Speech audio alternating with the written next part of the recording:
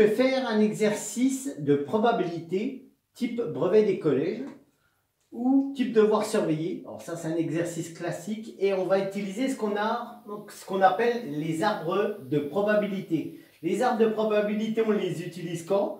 Lorsqu'on fait, on fait une ou deux épreuves minimum successives. Là, on va voir qu'on va tirer une boule dans l'urne A et une boule dans l'urne B. Et on lira facilement à l'aide d'un arbre. On ne peut pas faire ça de tête. Voici la règle du jeu. On a ici deux urnes. Une urne A, une urne B. Vous voyez qu'il y a 3 boules vertes dans l'urne A et une boule rouge. Il y a en tout, et pour tout 4 boules. Les boules vertes, elles valent 1 point. Les boules rouges, 3 points. À droite, il y a plus de boules. Il y en a 8. 2 boules jaunes, 2 boules rouges, 4 boules vertes. Voici la règle du jeu. On tire une boule dans l'urne A. On note le numéro obtenu. Puis, dans un second temps, on tire une boule dans l'urne B. On note également le numéro obtenu. On fait l'addition des deux numéros. Et on vous demande de construire l'arbre des probabilités. Si on vous demande de construire ça, c'est qu'on va vous demander de calculer ensuite, à l'aide de questions, des probabilités d'événements. On va répondre déjà à la première question. J'ai déjà construit un arbre pour que ce soit propre. On me demande de construire l'arbre des probabilités. Alors déjà, pourquoi il y a 2 arbres? Parce que dans un premier temps, on va s'occuper de l'urne A. Ici, ça c'est l'urne A. Et ici, c'est la B. Donc là, il y a quoi? Il y a juste 2 possibilités. Soit je tire une boule verte, une notée 1, soit je tire une boule rouge. Une valeur de 3. Maintenant, la question à se poser, quelle est la probabilité d'avoir une boule verte sur ces 4 boules? Comme il y a 3 boules, la probabilité, elle est exactement de 3 quarts, c'est-à-dire 0,75. Alors, je laisse les fractions. Il y a 3 chances sur 4 d'avoir une boule verte. Quelle est la probabilité d'avoir une boule rouge? 1 quart. Alors, pour vérifier qu'on ne s'est pas trompé, on fait la somme des 2 branches et la somme, elle doit faire 1. Sinon, c'est que c'est faux. 3 quarts plus 1 quart, ça fait 4 quarts. 4 quarts, c'est bien égal à 1. Maintenant, dans un deuxième temps, on tire une boule dans l'urne B. On va procéder de la même manière. Là, il y a soit 1, soit on tire une boule jaune. Donc, la boule jaune, elle a une valeur de 2 points. Elle a une valeur de 2 points ici.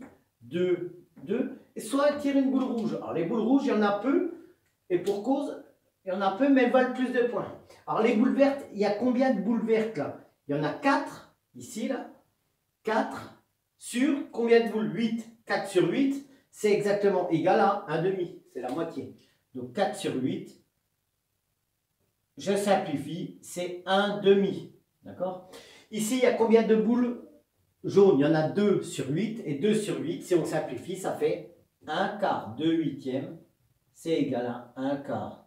Ici, les boules rouges, il y en a exactement la même quantité, 2 huitièmes, 1 quart. On fait la vérification, 0,25 plus 0,25 plus 0,5, ça me fait 1. Donc, le résultat, il est convenable. 3. Ici, on fait de la même manière, les probabilités sont exactement les mêmes, 1,5, 1 quart, 1 quart. 1,5, 1 quart, 1 quart. Alors, ça veut dire quoi? Par exemple, je prends ce chemin-là. Je prends une boule ici, là. Imaginons que je prenne une boule rouge. Voilà, je prends une boule rouge. Donc, j'ai ce chemin-là. Et ensuite, je reprends une boule, par exemple, verte. Je vais faire ça fois ça. Et ensuite, j'ai juste à faire les totaux. Alors, ce que je peux déjà faire, là, ici, c'est mettre entre parenthèses, c'est de faire les totaux. 1 et 1. Bon, donc là, j'obtiens une somme de 2. Ici, 1 et 2, j'obtiens une somme de 3. 1 et 3, j'obtiens 4. 3 et 1, j'obtiens 4. Alors, je fais ça pour une simple et bonne raison, c'est qu'on en aura besoin pour la question petit b, petit c. 3 et 2, 5. 3 et 3, ça fait 6. Voilà. Mon arbre de probabilité est terminé. La question petit a, elle est validée. Alors, on passe à la question petit b. Quelle est la probabilité d'obtenir 2 comme somme? C'est très simple. soit j'obtiens 2 ici, ou nulle part ailleurs, ici. Donc le chemin qui mène à 2, c'est quoi? Et c'est là que je propose souvent à mes élèves, hein, c'est de tracer les chemins. Donc on a ça fois cette branche-là. Donc on va faire 3/4 fois 1,5. C'est-à-dire la probabilité d'obtenir 2, c'est quoi? Simplement. La probabilité d'obtenir 2, la probabilité d'obtenir la somme de 2, c'est de faire 1, 1, P de 1, 1. C'est-à dire 3/4 fois 1,5. 3 fois 1, 3. 4 fois 2, 8. 3 huitièmes. 0,375. J'ai le droit d'écrire 0,375. C'est une valeur exacte. Il y a 37,5% de chances qu'au cours de ces deux tirages, j'obtienne une somme de 2. La question petit b est terminée. La question petit c, on me demande quelle est la probabilité d'obtenir 4 comme somme. 4. Donc là, je regarde, hein, j'ai déjà fait le travail, donc je gagne beaucoup de temps. C'est là et là, c'est-à-dire les chemins qui mènent exactement de là à là, c'est-à-dire ça fois ça, plus ça fois ce chemin-là. Je trace les chemins en couleur, comme ça, j'oublie aucun trajet. Donc 3/4, je vais faire 3/4 fois 1/4. Donc la probabilité d'obtenir 4, c'est 3/4 fois 1/4, plus 1/4 fois 1,5.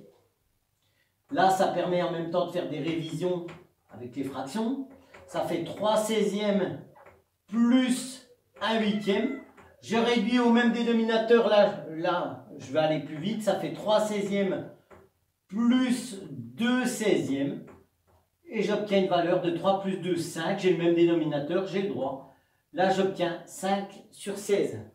Hein, 5/16e. Ça veut dire que 5/16e, si je le fais à la calculatrice, 5/16e, ça fait 0,3125. Hein, 0,3125. Si on vous demande d'interpréter le résultat, vous multipliez par 100. Il y a 31,25% de chance qu'au cours de ces deux tirages, j'obtienne une somme de 4. Donc, pour résumer, on fait toujours un arbre. On utilise de la couleur. Et ensuite, c'est très simple. On vérifie que la somme des branches fasse bien 1. C'est le cas. Et ensuite, on fait les totaux. Et un arbre, ça permet la visualisation. Et ensuite, vous pouvez même presque utiliser la calculatrice pour vérifier que tout soit correct. Bon, c'est un bon exercice de type brevet. Vous arrivez à faire ça, vous avez déjà fait la moitié du travail. Bonne journée.